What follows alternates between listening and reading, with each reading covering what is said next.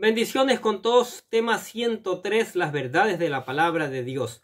Hoy Jesús sana a un paralítico, parte 2, y utilizamos Mateo capítulo 9, versículo del 1 al 8, que dice lo siguiente.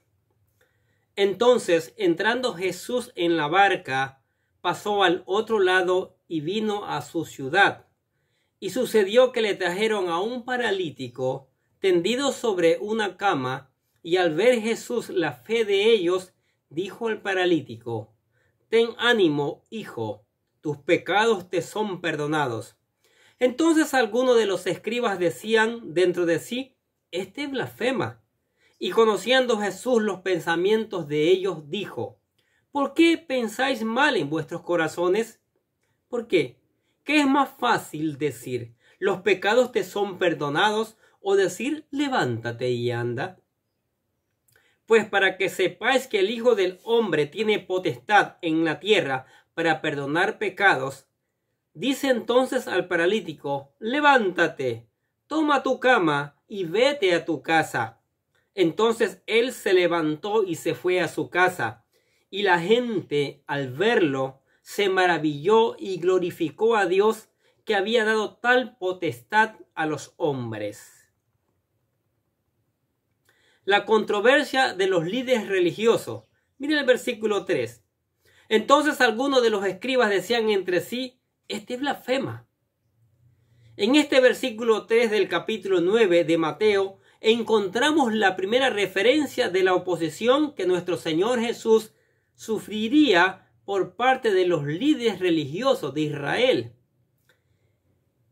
En el Evangelio San Lucas se nos dice que entre la gente que escuchaba las enseñanzas de Cristo había fariseos y doctores de la ley. Escuche lo que dice Lucas capítulo 5 versículo 17. Aconteció un día que él estaba enseñando y estaban sentados los fariseos y los doctores de la ley, los cuales habían venido de todas las aldeas de Galilea y de Judea y de Jerusalén, y el poder del Señor estaba con él para sanar. Posiblemente estos habían ya escuchado la fama de Jesús y estaban allí para investigar todo lo referente al caso. Tanto los fariseos como los escribas eran hombres doctos en las escrituras y conocían muy bien lo que estos enseñaban. De tal forma de que cuando escucharon a Jesús decir que los pecados del paralítico estaban perdonados, comenzaron a decir dentro de sus corazones que Jesús blasfemaba, ya que solo Dios puede perdonar los pecados. Escuche lo que dice Marcos capítulo 2, versículos 6 y 7. Estaban allí sentados algunos de los escribas, los cuales cavilaban en sus corazones, porque hablaban entre sí: blasfemias dice. ¿Quién puede perdonar pecados sino solo Dios? En el Antiguo Testamento hay algunos versículos que nos hablan que el derecho de perdonar pecados es exclusivo de Dios. Por ejemplo, Jeremías capítulo 31, versículo 34, dice lo siguiente: y no enseñará más ninguno a su prójimo, ni ninguno a su hermano, diciendo: conoce a Jehová, porque todos me conocerán, desde el más pequeño de ellos hasta el más grande, dice Jehová. Porque perdonaré la maldad de ellos y no me acordaré más de sus pecados. Miqueas capítulo 7, versículo 19.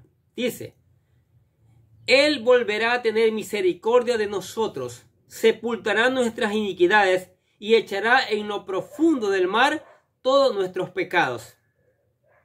Este aspecto doctrinal está muy claro para los fariseos y escribas, pero ahora allí está ese hombre de Nazaret, hijo de un carpintero, diciendo que le perdonaba sus pecados a un paralítico. Esto para ellos era una verdadera blasfemia. Ahora, la sanidad, una evidencia del perdón de pecados. En los versículos 4 y 8 los volvemos a leer, que dicen así: y conociendo Jesús los pensamientos de ellos, dijo: ¿por qué pensáis mal en vuestros corazones? ¿Por qué? ¿Qué es más fácil decir: los pecados te son perdonados, o decir: levántate y anda? Pues para que sepáis que el Hijo del Hombre tiene potestad en la tierra para perdonar pecados, dice entonces al paralítico: levántate, toma tu cama y vete a tu casa. Entonces él se levantó y se fue a su casa, y la gente al verlo se maravilló y glorificó a Dios, que había dado tal potestad a los hombres.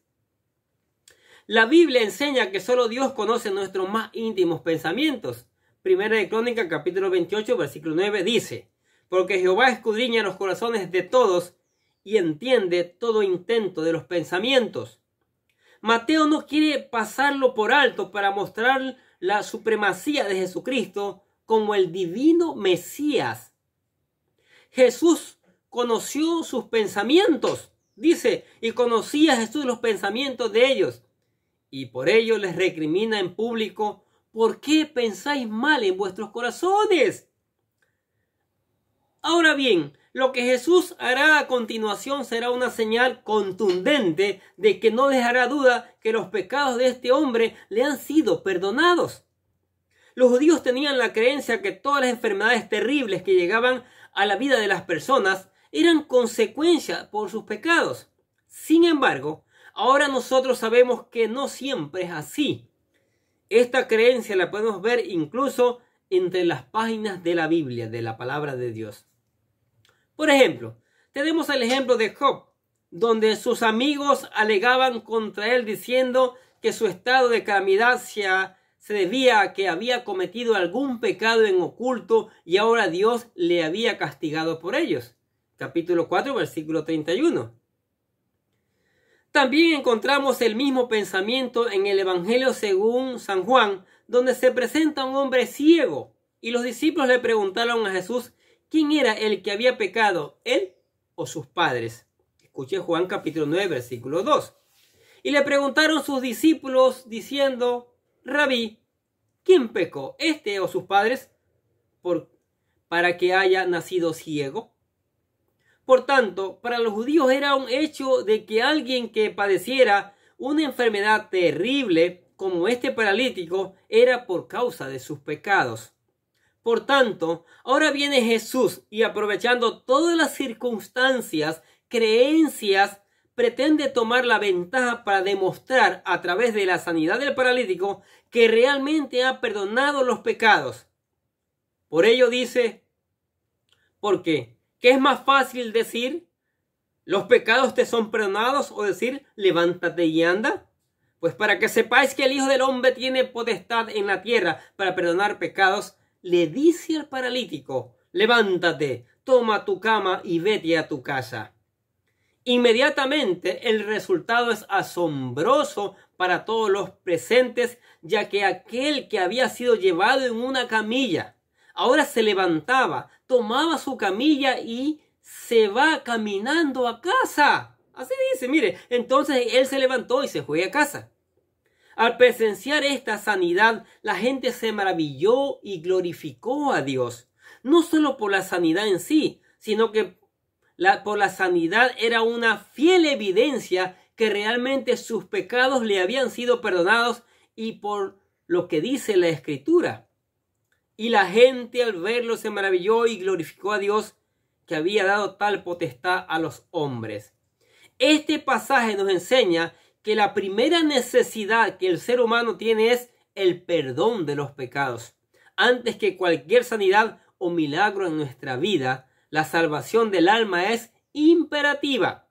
Cuando el Señor perdona nuestros pecados, la restauración inicia y lo demás viene como una consecuencia del perdón de Dios que nos ha concedido cuando le buscamos a Él.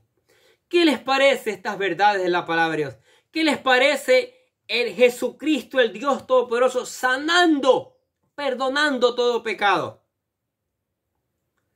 Allí están en la Biblia, en la palabra de Dios, plasmadas las verdades de Dios.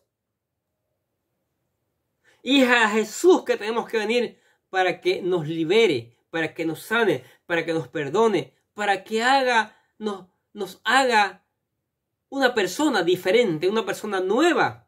El libro, segunda carta de los Corintios dice que el que está en Cristo es una nueva criatura. Necesitamos ser con urgencia nuevas criaturas para poder vivir la vida abundante y mañana estar seguros de la eternidad con Dios. Amén. Padre, te damos gracias por tu palabra maravillosa, esa palabra que refresca nuestras almas, esa palabra que nos bendice, esa palabra que nos llena, Señor. Gracias por acompañarnos, gracias por tus bendiciones, gracias por la sanidad que nos has dado a través del Señor Jesucristo. Gracias. Oramos en el nombre del Señor Jesucristo. Oramos también por ustedes que escuchan la palabra de Dios. Los bendecimos en el nombre del Señor Jesucristo. Gracias por escuchar, gracias por ponerla en práctica y gracias por reenviarlas a otras que necesitan conocer estas verdades. Bendiciones para todos y que tengan un excelente día.